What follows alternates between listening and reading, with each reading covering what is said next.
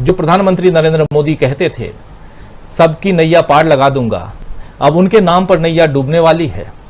ऐसे बहुत सारे सवाल हैं, इन सवालों का जवाब ढूंढने खोजने की कोशिश करते हैं। चलिए चर्चा आगे बढ़ाते हैं। सबसे पहले प्रशांत टंडन जी, आपके पास ही आना चाहता हूं। प्रशांत जी, किस रूप में देखा जाए विपक्षी से डरी बीजेपी के बिगड़े बोल के कुछ नमूने आपके सामने हमने रख दिए यहां पे, और अब समझने की हम कोशिश करते हैं कि बोल तो बिगड़ते रहे हैं नेताओं के, न सिर्फ बीजेपी के, दूसरे दलों के नेताओं के भी बिगड़ते रहे हैं, लेकिन एक पे एक हमलावर। और जिस प्रकार राहुल नाम रखना तक लोगों ने छोड़ दिया है पिछले 15 साल से, ये क्या कुछ कहता है? क्या राहुल गांधी इतना ज्यादा परेशान करने लगे हैं बीजेपी के नेताओं को? क्या विपक्षी एकता की सुगबुगाहट से ही बीजेपी इतनी परेशान होने लगी है? तो आगे क्या कुछ होगा? 23 तारीख को अगर एक मंच पे आके और एक फॉर्मूले पे ये लोग हामी भर देते हैं, तब क्या कुछ होने जा रहा है? देश की सियासी तस्वीर किस दिशा में जा रही है, जरा बताइए। देखिए, एक तो आपके सवाल का जवाब आज के फ्रंट पेज के इश्तिहार में मिलता है, जो मध्य प्रदेश के मुख्यमंत्री की तरफ से आया है। प्रियंका गांधी 12 तारीख को यानी परसों मध्य प्रदेश जा रही हैं, जबलपुर, और आज महिलाओं को केंद्र में रखकर शिवराज सिंह चौहान सरकार का विज्ञापन आया है लाखिम का कि 1000 रुपए कितने लोगों को, सबको वो कैश ट्रांसफर कर रहे हैं। तो ये रिएक्ट कर रहे हैं अब विपक्ष के लोगों से। ये उसका सबूत है कि ये अचानक जो रिपेयर करने की जो बात हो रही है कि कहीं कुछ गड़बड़ हो रहा है उसको ठीक करो, और प्रियंका गांधी आ रही तो महिलाओं को अलग से कोई एक हम स्कीम घोषित कर दें और उसमें कैश ट्रांसफर कर दें। एक तो ये बात। दूसरी बात देखिए, राहुल गांधी ने एक 2-3 ऐसी बड़ी बातें कह दी हैं जो धीमे धीमे समाज में गहरा उसका असर होना शुरू होगा। जो वो बात कह रहे हैं बार बार रियर व्यू मिरर की। अब आप देखिए, गोडसे को लेकर कोई औरंगजेब, कोई गोडसे, ये सारा रियर व्यू मिरर की कहानी है।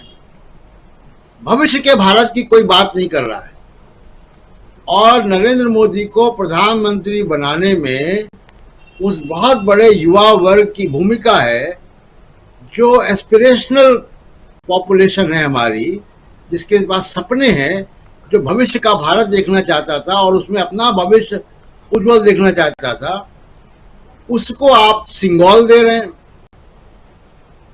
उसको आप गोडसे बता रहे हैं, जो आजाद भारत का पहला आतंकवादी था जिसने फादर ऑफ नेशन को हत्या की, उसको आप महापुरुष बता रहे हैं, सभी बता चुकी हैं, और मंत्री बता रहे हैं कि वो सपूत था, गिरिराज सिंह ने कहा। तो ये सारा कुछ जो है वो रोज ये लोग राहुल गांधी को सच साबित करेंगे, और धीमे धीमे ये बात बैठती जाएगी कि नहीं, ये रियर व्यू मिरर वाले ही हैं, ये पीछे देखकर ही गाड़ी चलाएंगे, पीछे वाले शीशे में ही देखते रहेंगे, ये साबित करेंगे।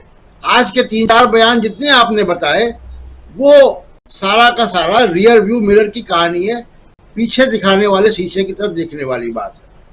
दूसरी की जो घटना महाराष्ट्र में हुई, जिसका आपने साउंड बाइट सुनाया, औरंगजेब की औलादें, आज के सामना अखबार में जो शिवसेना का मुखपत्र है उसने एक संपादकीय छापा है,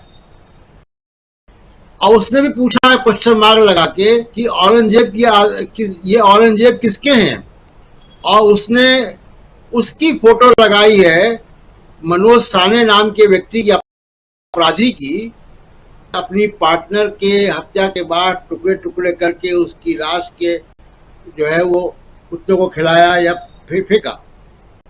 उसकी फोटो लगाकर शिवसेना ने ये पूछा है कि ये औरंगजेब किसके हैं।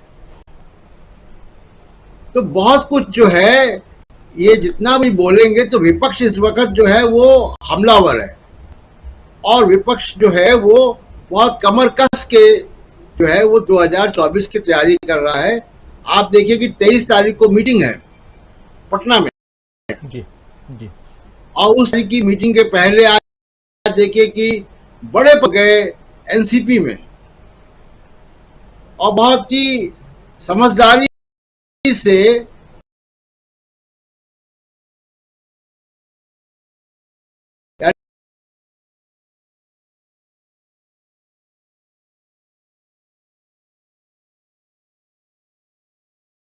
पवार साहब ने इस्तीफा दिया,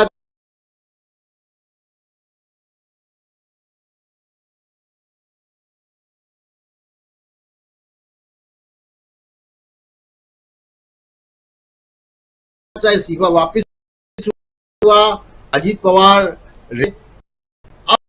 अब अजीत पवार का रोल में तय कर दिया गया, और प्रफुल्ल पटेल और सुप्रिया सुले को राष्ट्रीय स्तर पे या दूसरे राज्यों में उनको उनकी जिम्मेदारियां दी गई हैं।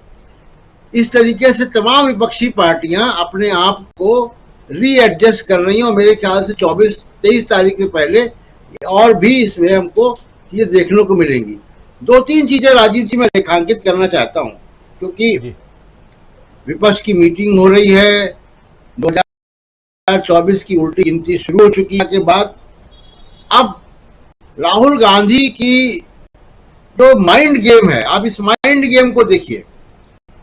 मध्य प्रदेश में राहुल गांधी ने बयान दिया 150 सीटें, संभव है, लेकिन शिवराज सिंह चौहान जी 200 सीटें आएंगी।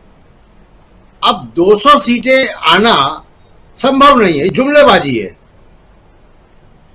तो राहुल गांधी ने 150 सीटें कहीं, ये मान के चल की कहीं कि ये उससे ज्यादा बड़ी संख्या लेकर आएंगे।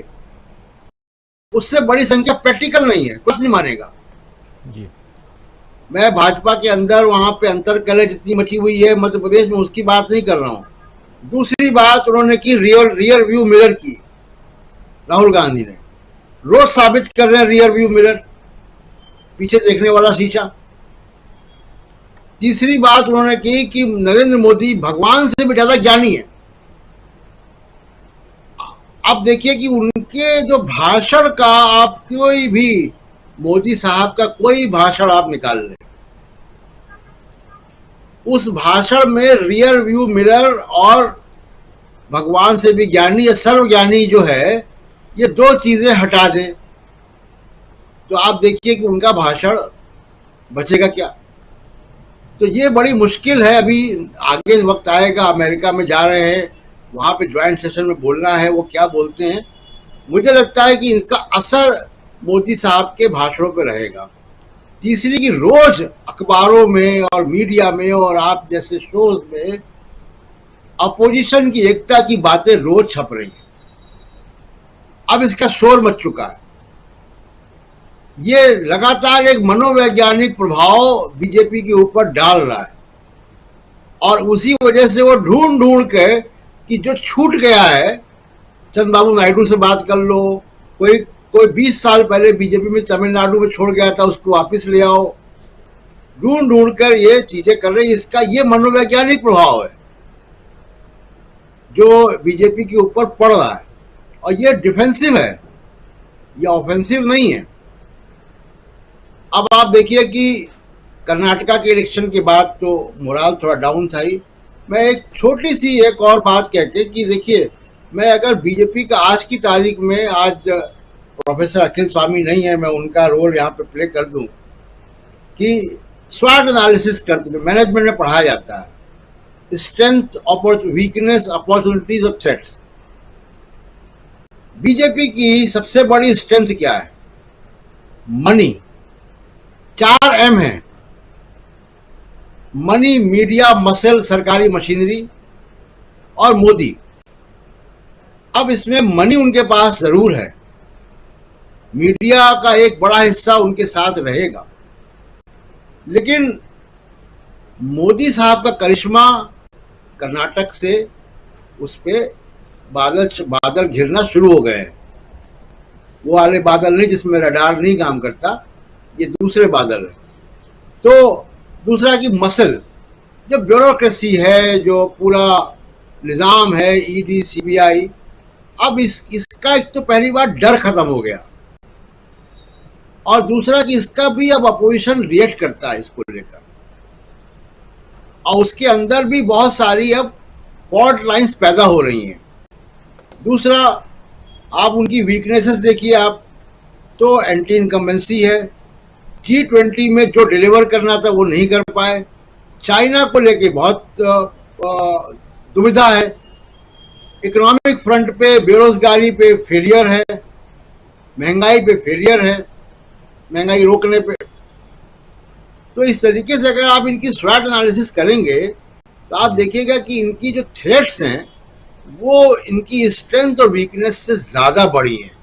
जैसे कि एनडीए दोबारा अब नहीं खड़ा हो सकता, शिवसेना निकल गई, नीतीश कुमार निकल गए, अकाली दल पता नहीं आएगा कि नहीं आएगा, आएगा तो कितना प्रभावशाली होगा पंजाब में।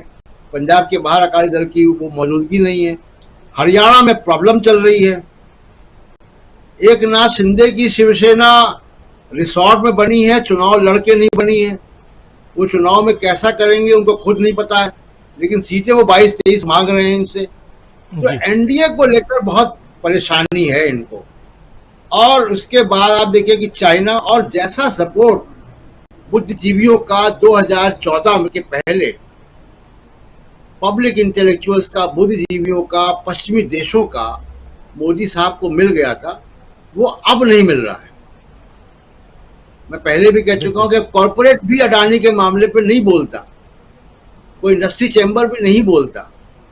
अब कोई मोदी साहब को कोई कॉर्पोरेट विजनरी नेता नहीं बता रहा है। तो ये एक जो है कुल मिला के जो सिनेरियो है वो बहुत मुश्किल है बीजेपी की आगे की यात्रा 2024 के लिए। राजीव जी, 2024 की यात्रा बीजेपी की मुश्किल है, लेकिन उससे पहले विपक्षी एकता क्यों मुश्किल है? तो विपक्षी एकता सामने है, और विपक्षी एकता की एक नई तस्वीर सामने आएगी 23 तारीख को पटना में जब ये मीटिंग होगी तब। लेकिन उससे पहले क्या कारण है कि बीजेपी के नेता हमलावर हो गए हैं? तमाम अलग अलग नेता जो हैं वो लगातार विपक्षी नेताओं पे, राहुल गांधी पर तो वार करते ही थे, विपक्षी नेताओं पर भी वार कर रहे हैं। और